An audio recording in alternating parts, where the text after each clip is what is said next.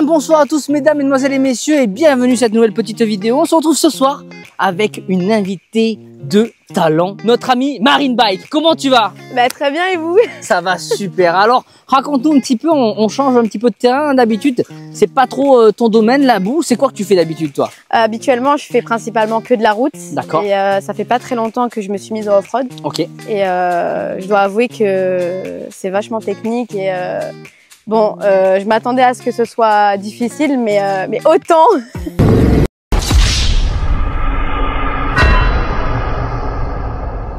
Il faut savoir aussi les amis que notre amie Marine ici présente, elle a quand même quelque chose de très différent par rapport au reste du monde, c'est qu'elle n'est pas très grande. Combien tu mesures Marine?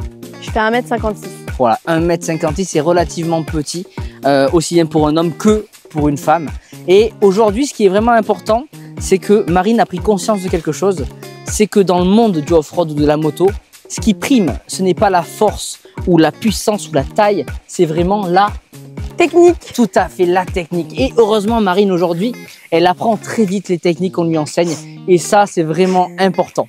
Aujourd'hui, elle va vous faire un petit cours, mais vraiment tout petit, tout léger, sur comment béquiller sa moto sur la béquille centrale. On verra ça un peu plus tard, parce que c'est quand même important. Il y a beaucoup de personnes de petite taille ou qui ne sont pas très fortes et qui n'y arrivent pas, alors que c'est juste une question de technique et que Marine, aujourd'hui, elle détient. Il faut savoir que là, nous avons une Ténéré 700 Explore, qui est donc la tienne, ton petit bébé, ton petit bijou. Et de l'autre côté, nous avons une Ténéré 700 Extrême. Nous, dans le off-road, dans l'enduro ou même dans le trail, hein, nous essayons de vraiment venir enlever le poids de la moto. Nous essayons de réduire l'impact sur le sol de cette moto.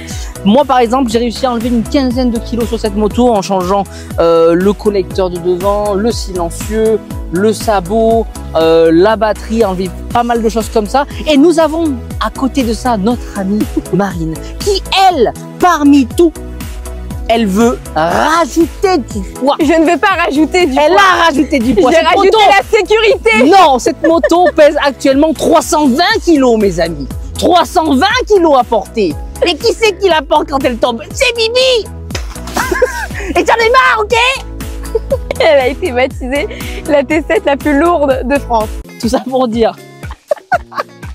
Donc cette moto, c'est vrai qu'elle est quand même bien protégée. Alors, qu'est-ce que tu as mis comme protection en grosso modo hein? Alors, j'ai rajouté les crash bars de chez SW Motec. J'ai pas mis celles à l'arrière parce qu'elles étaient déjà d'origine en fait sur le modèle Explore. Tout à fait. J'ai rajouté par contre le porte-bagages pour éventuellement mettre un top case ou un sac à l'arrière pour avoir plus de facilité lors de mes voyages. J'ai rajouté le sabot moteur de chez SW Motec également. Okay, tout à fait.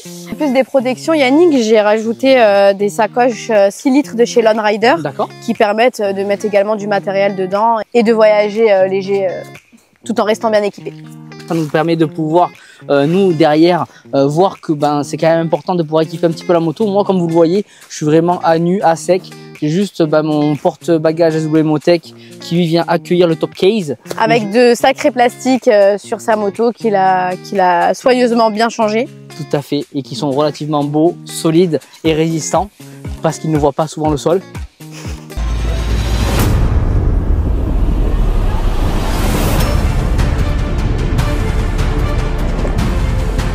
À contrario de Marine Bike. Oui, Marine, elle mange beaucoup le sol. Enfin, va visiter souvent le sol de plusieurs textures. Et ça, c'est vraiment important parce que elle permet de pouvoir ressentir la planète. J'ai ajouté autant d'équipements, tu sais pourquoi? Non. C'est pour tester la solidité de ces fameux crash bars. De SW Motec. Ok. Ils ne sont pas tordus, ils ne sont pas abîmés. Par conséquent, ils sont donc résistants. Tout à fait, la résistance, mes amis.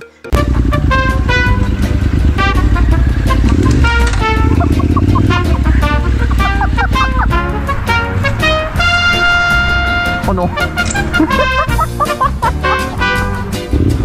Oh là là, elle y va, elle y va.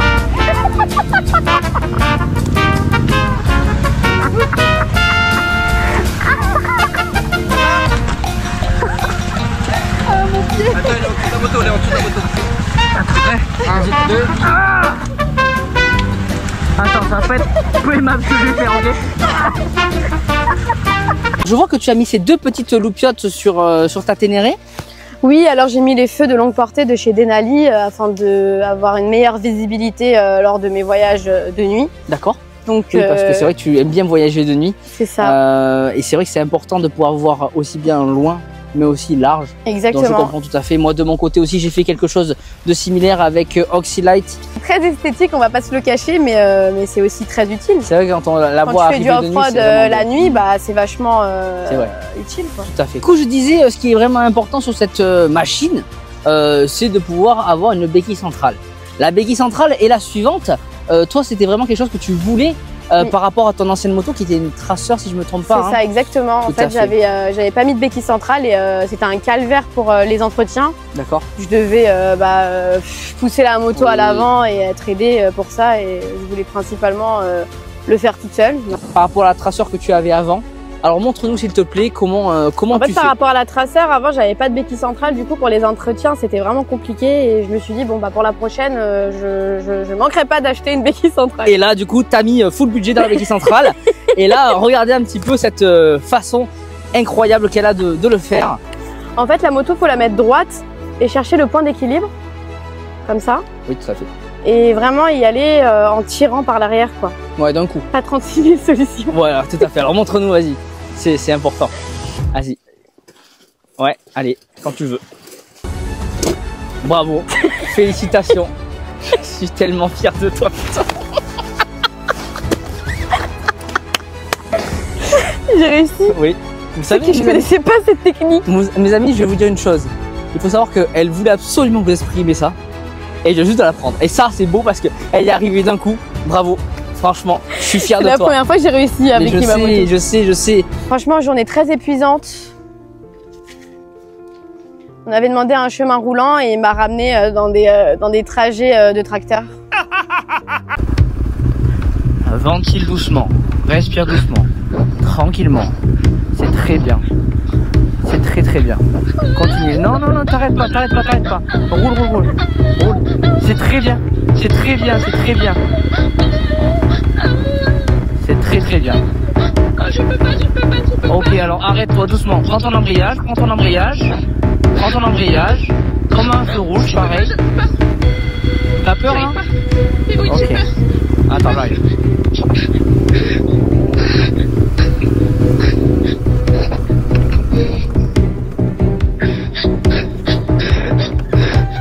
Viens, moi. Débraye. Là, doucement.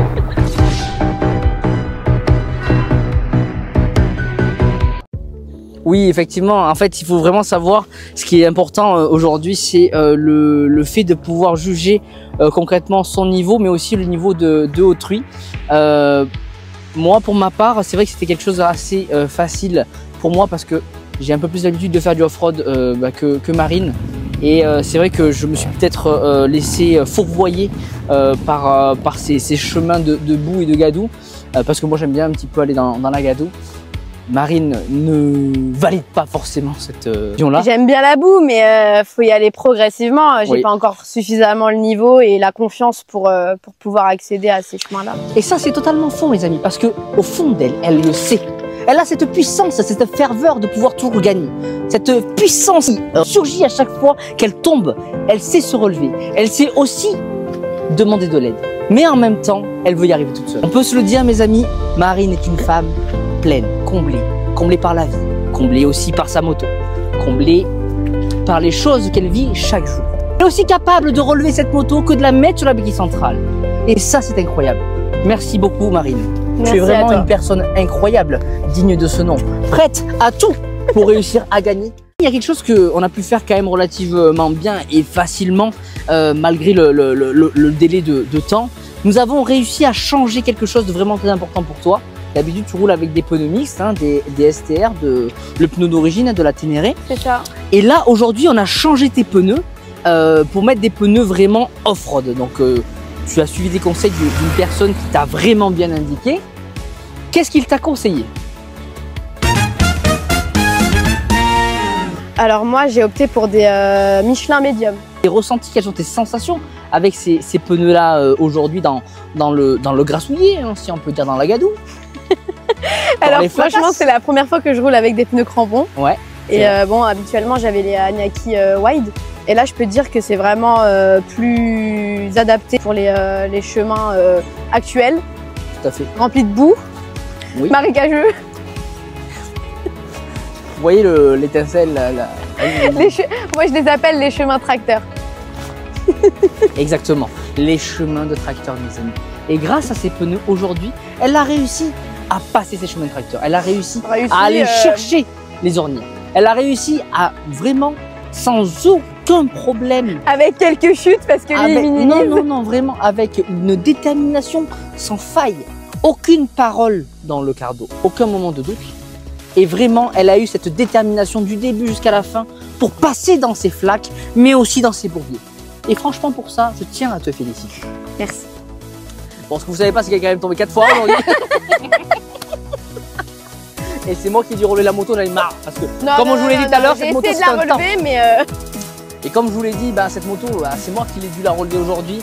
Et vraiment, dans le jargon, avec des amis parisiens, nous l'avons surnommée, la moto bien sûr, hein, pas la demoiselle, la moto, nous l'avons surnommée le tank de l'Île-de-France. Le baroudeur, le mastodon, mes amis. Quelque chose de grandiose, mais aussi de puissant, qui reste collé, mais aussi ancré au sol, mes amis. Et ça, c'est quelque chose de très important parce que cette moto-là, une fois qu'elle est tombée, rien ni personne ne peut la relever. Seulement 2, voire 3, voire 4 personnes peuvent réussir. C'est vrai qu'elle est très lourde. Physique. Oui. Enfin, c'est vrai. Mais bien sûr, c'est la vérité. Ça se voit que tu l'as jamais. C'est parce qu'elle a rabaissé, non? Non, c'est juste parce que tu as rajouté trop de ferraille dessus. Je peux te dire mieux. Hein. Et bien voilà, en tout cas, ça nous fait vraiment plaisir, Marine, de pouvoir t'accueillir et d'échanger sur ta moto. Nous allons continuer cette petite journée tranquillement dans des chemins lisses comme celui-ci. Et donc, on te retrouvera sur de nouvelles aventures dignes de ce nom en off-road. Il faut savoir que Marine, de base, c'est quand même une personne qui travaille dans le monde des deux roues. Et elle fait quand même quasiment plus de 500 bornes par jour. Alors, c'est pas forcément en moto, mais c'est avec un scooter. Et t'es vraiment beaucoup plus à l'aise sur le goudron. Il y a de l'adhérence, qu'il pleut, qu'il vente ou qu'il neige. Hein. Même moi, qui suis venu à Paris avec elle, j'ai essayé de la suivre. Je n'ai pas réussi à la suivre dans certains endroits puisqu'elle a vraiment cette vision que moi je n'ai pas, hein, pour pouvoir. C'est une question d'habitude. Quand tu es habitué à faire tout le temps la même chose, après tu prends plus de confiance. C'est exactement la même sensation que moi j'ai quand je vais sur la route, que elle. Tu vois, la confiance que j'ai sur la route, j'aimerais vraiment l'avoir en off-road. Et c'est ce qu'on va aller chercher, mes amis, dans le prochain épisode. Je sais pas trop ce que tu nous fais là, mais je le sens moyen.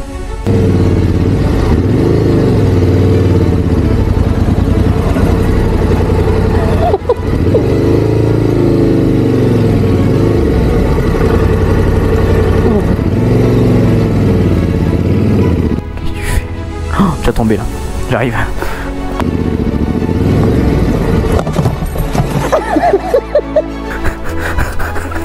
J'étais sûre qu'elle allait tomber.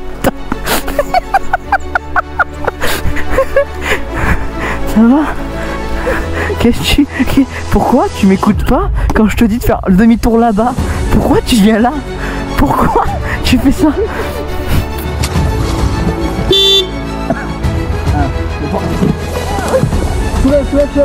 Soulève, pousse! C'est facile! Pousse! Mais pousse, Marina!